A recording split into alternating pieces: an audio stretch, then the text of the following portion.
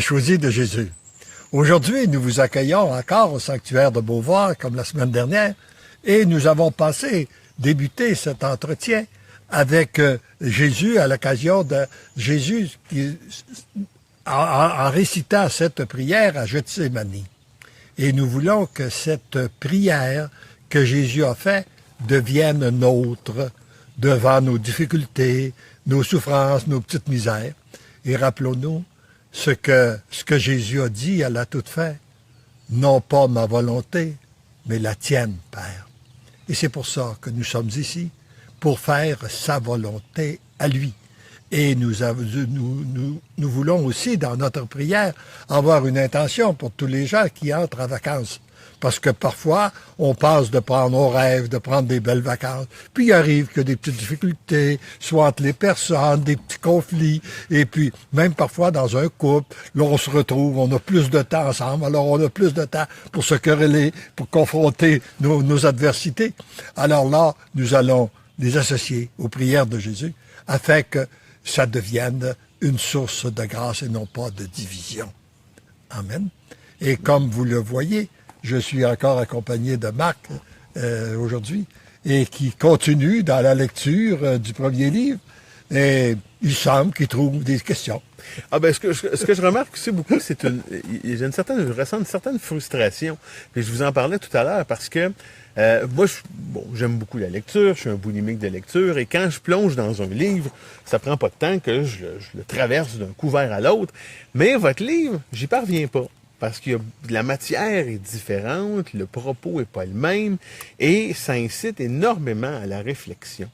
Et puis, moi, depuis le tout début qu'on chemine dans ce pèlerinage littéraire-là, devrions-nous dire, c'était une question qui me taraudait toujours l'esprit.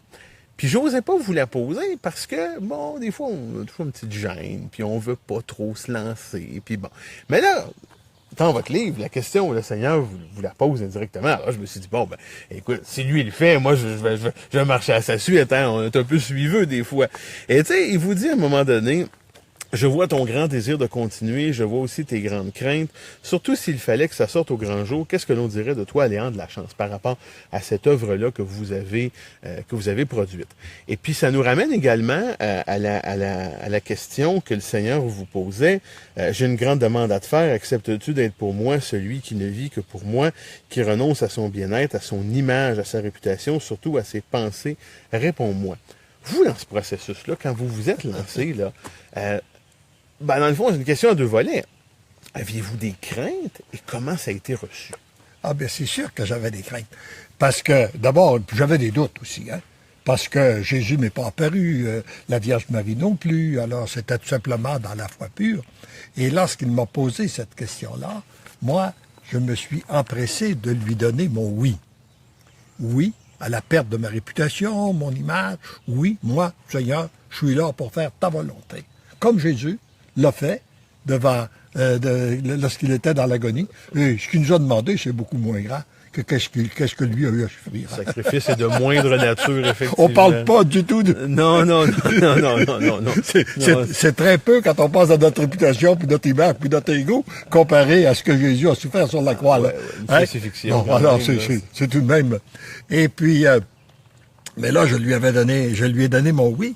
Et lorsqu'est arrivé le temps du livre, de publier le livre, eh bien, c'est qu'un éditeur m'a dit qu'il voulait que ça soit publié. Eh bien là, je lui avais donné mon oui. Mais c'est sûr que j'avais des craintes au niveau... il y a eu, comme tu le vois dans le livre, ça sortait au grand public, qu'est-ce que les gens diraient de Léandre Lachance? Parce que Léandre Lachance était tout de même un visage connu dans la région de l'Estrie, parce que, étant le président fondateur du bureau d'assurance Lachance et Associés, qui était le bureau d'assurance le plus important, quand on l'a vendu, il était le double plus gros que le plus gros bureau qui nous suivait. Alors donc, il y avait des employés, et là, de voir, et puis aujourd'hui, on vit dans un monde où il ne faut pas parler de Dieu, etc., etc., et là, quelle serait la réaction? Il y avait cette préoccupation-là, mais il y avait aussi une autre préoccupation face à mes enfants. Qu'est-ce que mes enfants diraient? Mais finalement, je dois dire que ça n'a pas créé de véritable perturbation. Ça n'a pas créé. Moi, je pense que souvent, on a beaucoup de peurs qui viennent de l'intérieur, qui viennent de notre ego. Et lorsqu'on décide de s'affirmer, moi, mes convictions, c'est ça. Et puis, c'est là, c'est moi qui écris. Eh bien, je dirai pas ce que pensent les autres. Je vais dire quelles sont mes convictions à moi. Puis je pense c'est notre attitude qu'on devrait avoir aussi quand on parle.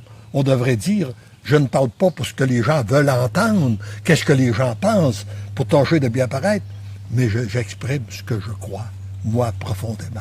Puis si tout le monde faisait ça, j'ai l'impression qu'on contribuerait à bâtir un monde bien meilleur.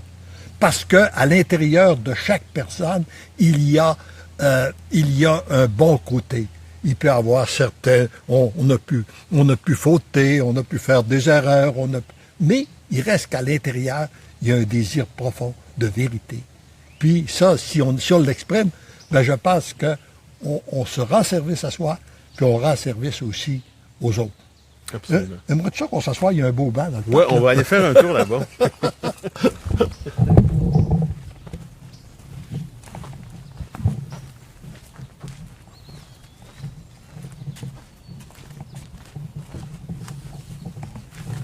Mais vous posez.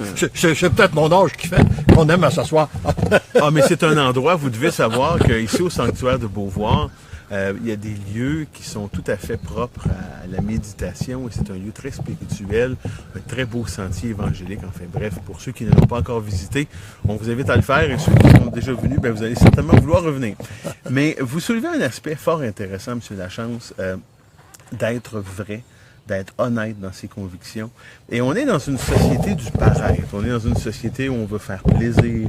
On est dans une société... Moi, je vous donnais l'exemple tout à l'heure d'un grand questionnement que j'ai, puis qui m'empêche un peu des fois de dormir. Puis quand j'ai dit ça à quelqu'un, que bon, un soir, là, je vais mettre ça en dessous de mon oreiller, puis je vais confier ça au Seigneur. Ah, hey, là, le bouclier se lève, puis qu'est-ce que tu fais avec tes bondieuseries, puis voyons donc, puis c'est, on a le récital de toutes les critiques, et je pense que ça apporte beaucoup de malaise dans la société de vouloir plaire à tout le monde. Oui, définitivement.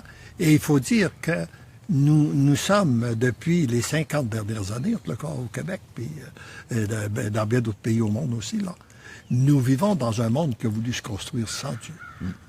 Et la meilleure chose, c'est qu'ils ont trouvé, pour éviter de ne plus avoir Dieu dans notre vie, ben, c'est quand c'est pas le vrai Dieu qui nous guide, il y a des faux dieux qui entrent. Des veaux d'or. Des veaux d'or. Et puis là, ben, il y a le Dieu de l'argent, d'abord, premièrement. C'est le premier mot. Il y a le Dieu des biens matériels, puis il y a le Dieu du paraître, puis il y a le Dieu de l'orgueil, puis il y a le Dieu de tout ça. Alors là, on se laisse envahir par une multitude de faux dieux. Et lorsqu'on est tellement envahi par ces faux dieux-là qui deviennent, pour nous, les dieux premiers, eh bien, il n'y a plus de place pour Dieu. On ne veut plus en entendre parler. Les oreilles se ferment. Mais c'est très déplorable et c'est ce qui occasionne beaucoup de souffrance dans notre monde actuellement. Les gens ne se rendent pas compte jusqu'à quel point l'absence de Dieu est la cause d'une multitude de souffrances. Souffrance individuelle, parce que le mal de l'âme, souffrance au niveau du couple, dans un couple, et souffrance aussi dans nos relations interpersonnelles. Alors la seule façon de rebâtir un monde meilleur, c'est de me rebâtir moi. Puis ça, j'ai besoin de l'aide de Dieu, du Seigneur, qui va, en lui donnant mon oui, en lui donnant toute liberté d'agir, il vient me mettre et puis me laisser maîtriser par son amour. Parce qu'il il m'a dit à un moment donné, au tout début, il y a peu de gens qui acceptent l'amour que je veux déverser dans leur cœur. Parce que Dieu est amour, et la source de l'amour. On la cherche partout ailleurs, puis on la trouve pas. Mais quand on va vers lui, on la trouve. Mais ça demande beaucoup d'humilité, puis ça demande beaucoup de renoncement à beaucoup de choses qui sont très faciles d'entrer dans ce parcours-là. Puis à un moment donné, vous m'avez fait sursauter et je me suis mis un gros point d'interrogation dans votre livre. Apprenez à me faire confiance, à vous laisser aimer. Moi, je vous aime tel que vous êtes. Êtes-vous capable d'en dire autant de vous-même? Et ça m'a fait sursauter, M. Lachance. Puis la question me brûle la langue et je dois vous la poser. Apprendre à s'aimer soi-même. Vous n'avez pas l'impression, en regardant le monde aujourd'hui, qu'on s'aime peut-être un peu trop soi-même? Parce que on vit dans une société où, on le disait tout à l'heure, c'est le paraître, faire plaisir aux autres, se satisfaire. On a l'impression, un peu comme l'image dans la Bible, là, on se fait des veaux d'or un peu à toutes les occasions pour célébrer, puis se flatter à bédaine, puis se gargariser de nous-mêmes. Alors, vous n'avez pas l'impression qu'on s'aime un peu trop? Peut-être qu'on s'aime mal, mais je voulais vous poser la question parce que ça m'a frappé. Oui. Je pense que moi, ce que je constate, c'est qu'entre une vertu et puis un défaut, souvent la marge est mince. Hein? Par exemple, et là, c'est que si on soulève ce point-là, avoir confiance en soi, c'est une vertu. En mettant confiance en Dieu, en s'acceptant tel que Dieu nous a créés. Parce que moi, je pense que c'est une insulte à faire à Dieu si je ne m'accepte pas tel que je suis. Ça serait de lui dire, Seigneur, tu t'es trompé quand tu m'as créé, toi. Tu aurais dû me faire plus beau. Tu aurais dû me faire plus grand. Tu aurais dû me faire plus intelligent. Et puis, etc., etc. Non, Dieu s'est pas trompé quand il nous a créés. Alors, s'il y a des choses que nous n'aimons pas, c'est que nous sommes des êtres inachevés. Et il attend qu'on lui donne notre oui pour venir parfaire sa création. Donc, s'accueillir soi-même tel que nous sommes, et lorsqu'on s'accueille, ça nous permet aussi d'accueillir l'autre. Ça, c'est pour moi, ça fait partie des grandes vertus. Par contre, ce que tu soulignes, c'est l'orgueil, qui est un défaut. Ah ben là, moi je fais ça parce que là je vais être quelqu'un, puis tout ça, puis je vais prendre la place. Non. Alors là, ça devient un défaut. Mais s'accueillir soi-même, c'est pas de l'orgueil. Hein? S'accepter tel que nous sommes, parce que Dieu nous a créés comme ça, et puis avec nos faiblesses, nos lacunes, nos défauts. Ben oui, c'est comme ça. Tu sais. Mais après ça, ben là, ça nous aide aussi à accueillir les autres. Et une autre chose que j'ai trouvée fort intéressante et remplie d'espérance, parce que on vit, et on l'a mentionné, le mal de l'âme, les douleurs de la société, on le voit dans toutes les problématiques sociales qu'on rencontre, le divorce, la drogue, les maladies qui peuvent être associées aux troubles mentaux, etc., etc., etc., et qui parfois peuvent résulter de situations difficiles qu'on rencontre. Et ce que je trouve fort intéressant et très je dirais quasiment à la limite rassurant, c'est quand le Seigneur vous dit « Mais moi, je suis toujours là, bien en toi, dans tes profondeurs. » Dans tes profondeurs. Quand on parle de profondeur, on parle des fois dans les petits recoins moins agréables de notre personne, dans nos défauts, dans nos travers, dans nos défis. Et on a souvent tendance à penser à Dieu quand ça va mal, quand ça va bien, on dit, c'est correct, hein, ça m'est dû, hein, finalement, mais ça, j'ai trouvé ça rassurant et réconfortant de savoir que dans nos travers puis dans nos profondeurs, il est là. Puis vous, comment vous l'avez senti, ça, dans votre parcours, cette notion de profondeur-là, oui. Comment ça vous a frappé? Ben, je pense que la meilleure explication que je pourrais donner là-dessus, ce qui m'a beaucoup rejoint, c'est un enseignement de saint François de Sales qui dit, lorsque tu commences à prier, tu pries un Dieu là-haut, loin de toi. Continue à prier et tu vas prier un Dieu là-haut, mais plus près de toi. Continue à prier, tu vas prier un Dieu à côté de toi. Continue à prier, tu vas prier un Dieu à l'intérieur de toi. Et c'est ça, finalement. Et c'est là réellement que s'établit la relation avec notre Dieu. Il est à l'intérieur de nous. Nous le cherchons comme nous cherchons le bonheur partout, là souvent où il n'existe pas, alors qu'il est à l'intérieur de nous. Et Dieu est toujours présent. Il se laisse trouver. Et puis il peut nous inspirer. Et ce qu'il y a en fait, c'est qu'on a à devenir et plus on prend du temps avec lui, par la prière, l'Eucharistie, la pratique des sacrements, plus il nous transforme. Puis, il peut nous transformer à un point tel que nous sommes tous appelés à devenir des êtres d'amour. C'est ce que nous cherchons toute notre vie. Mais c'est lui qui peut nous le donner. Et si je deviens un être d'amour, eh bien, ça établit une meilleure relation avec toi, ça établit une meilleure relation avec mon époux, ça établit une meilleure relation avec les enfants, avec les voisins. Et finalement, ça crée un nouveau bonheur que je n'avais pas si j'avais pas cette relation-là avec mon Dieu. Oui, parce que des fois, les relations, même souvent, les relations sont pas faciles parce qu'on est conditionné beaucoup dans nos sociétés par l'égoïsme, mais aussi par le conflit. Il y a beaucoup de conflits, beaucoup de zones à l'intérieur desquelles on se crêpe le chignon, pour prendre l'expression. Alors ça, j'ai trouvé ça frappant aussi, puis je trouve ça intéressant parce que dans les messages qui vous sont livrés, il y a la notion de se laisser aimer. Puis ça, c'est pas facile d'aborder ça parce que moi, ma première tendance en lisant ça, puis je m'extérioriserai pas, là. Je dirais pas que c'est les autres, c'est moi-même. Ben voyons donc, me laisser aimer. Me laisser aimer. Je veux pas de misère à me laisser aimer, mais on s'aperçoit quand on prend un peu de recul, puis qu'on y réfléchit et qu'on médite sur la question, qu'on a très souvent de la difficulté, effectivement, à se laisser aimer, principalement par Dieu. Ben oui. Parce que pour se laisser aimer, il faut être le petit. Voilà. C'est le petit qui se laisse aimer. Hein?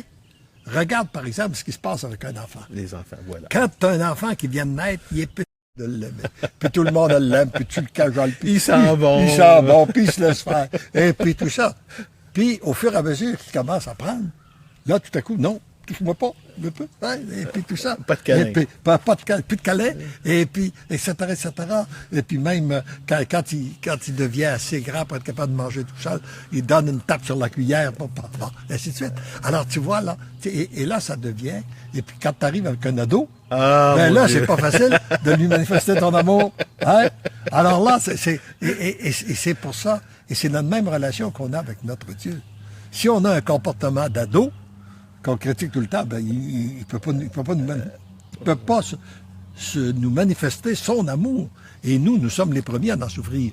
Alors, il faut redevenir comme un petit. C'est pour ça, d'ailleurs, qu'il a dit, si vous ne redevenez pas comme des petits-enfants, vous n'entrerez pas dans le royaume des cieux.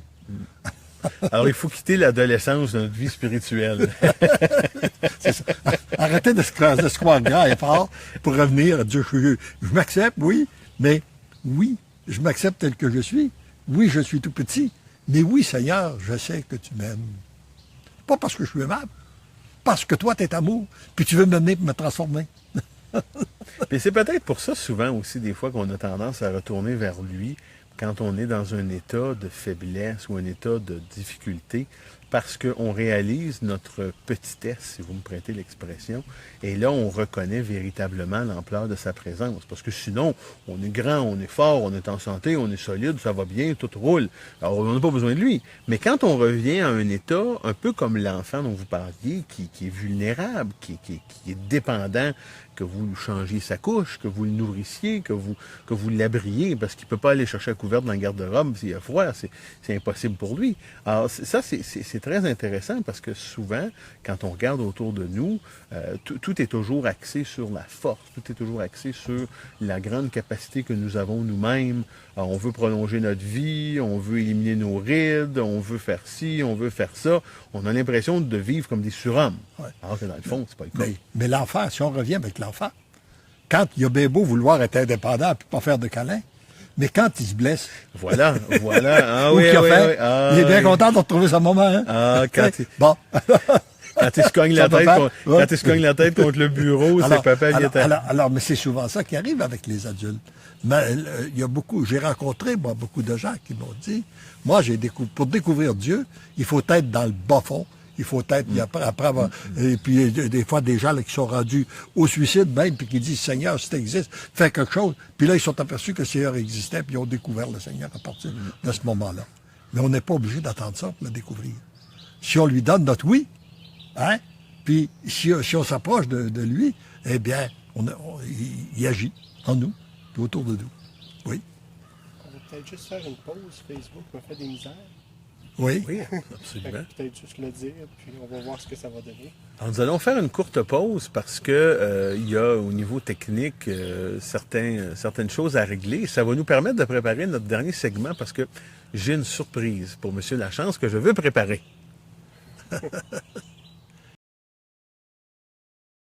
Alors, écoutez, nous nous excusons de ce léger malentendu technique. Vous savez, nous en sommes à notre deuxième exercice à l'extérieur. Alors, la technologie, parfois, est une rose qui est aussi assortie d'épines.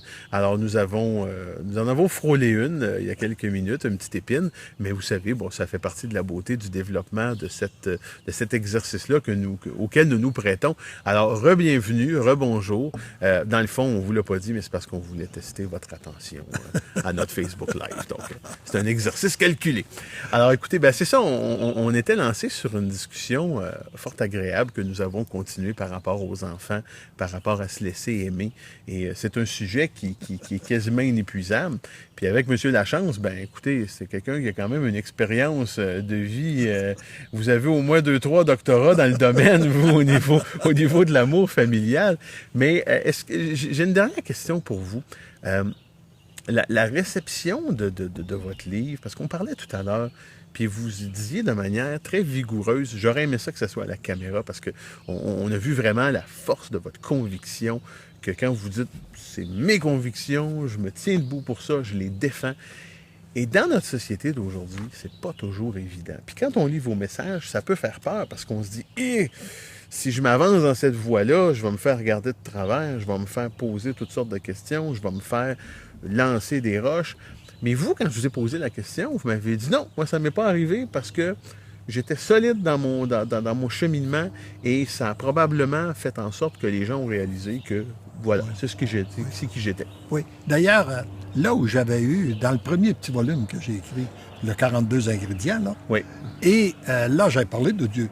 Puis, je me demandais, je croyais recevoir des critiques parce que je parlais du plan des affaires, mon expérience d'affaires, je parlais de la famille, puis je parlais de Dieu. Puis j'ai dit, il y a sûrement des gens qui vont me dire, Léon, il a tout mêlé, on mêle pas Dieu avec les affaires, ça marche pas, ça se fait etc., pas. etc. Mais à ma grande surprise, non. J'ai pas eu cette critique-là. Et je pense que lorsqu'on agit avec conviction, les gens respectent notre opinion. Les gens, au contraire, ça suscite une certaine admiration. Et les gens, tout à coup, découvrent, puis c'est souvent le meilleur type d'évangélisation qu'on peut faire.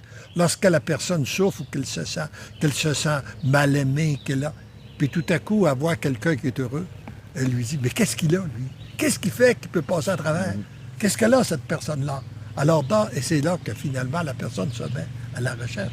Et j'espère que c'est ça que ça va produire aussi sur nos descendants. Même si toutefois, ils ne pratiquent pas comme on voudrait, etc., etc.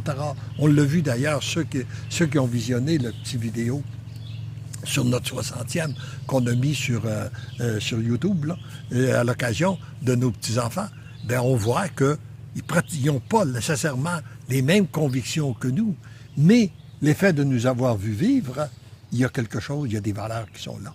Puis un jour, ben, le Seigneur va s'en occuper. Ben, c'est un grain semé en terre et à un moment donné, il va produire son fruit. C'est ça. Et je pense que ça, c'est important. Et vous savez, quand on parle de s'aimer soi-même, parce qu'on est déjà pratiquement à la conclusion de ce Facebook Live. Le temps passe toujours trop vite avec vous, M. Lachance. Il faudrait faire des Facebook Live 2 fois plus longs, mais ça serait peut-être contre-productif. Alors, on va garder la formule. Vous savez, je vous l'ai dit à un moment donné, vos 42 ingrédients, ça suscite un certain appétit, une gourmandise en moi. On s'accepte tel qu'on est. Et là, j'ai pensé vous faire une surprise aujourd'hui. Parce que je sais qu'on aime les sucreries. Alors, j'ai demandé à ma mère de préparer du sucre à la crème. Donc là, je me suis dit, c'est pas le temps des fêtes, c'est pas recouvert comme à Noël, mais j'ai pensé, alors, du sucre à la crème, malheureusement, je peux pas vous en offrir à vous, mais c'est une recette qu'on aime beaucoup au Québec, au Canada. C'est pas calorique du tout, rassurez-vous. Ça s'appelle du sucre à la crème, c'est juste pour vous confondre, mais c'est très bon. Alors, j'ai pensé... moi aussi, j'ai un petit côté bien gourmand. Et ce que je demande, et j'en profite d'ailleurs, pour remercier le Seigneur, je dirais, c'est ce qu'à la crème qu'il nous donne lorsqu'on lui fait confiance. Et j'aimerais que, en même temps qu'on va déguster ce sucre à crème-là, que le Seigneur s'en serve pour donner des petits sucres à crème à tous ceux et celles qui nous écoutent, tous ceux et celles qui vont visionner cette vidéo-là, qu'ils découvrent qu'ils sont aimés de Dieu, qu'ils puissent s'accueillir comme ils sont, qu'ils puissent déjà commencer à louer le Seigneur, le bénir pour ce qu'il accomplit en eux et aussi pour ce qu'il va accomplir à travers eux. Voilà. Parce qu'il agrémente nos âmes un peu comme ces délices-là agrémentent nos palais. Alors écoutez, on vous dit à la semaine prochaine et ça a été encore une fois un plaisir d'être avec vous. Et puis, on va vous retrouver avec grand plaisir pour poursuivre ce cheminement-là. Et je ne sais pas trop quelle recette va nous agrémenter la semaine prochaine, mais on espère vous avoir mis en appétit pour la suite des choses. Portez-vous bien. Et que Jésus continue à vous combler. Et n'oubliez pas une chose, hein, parce que l'amour vous aime, vous devenez l'amour. Bonne semaine tout le monde.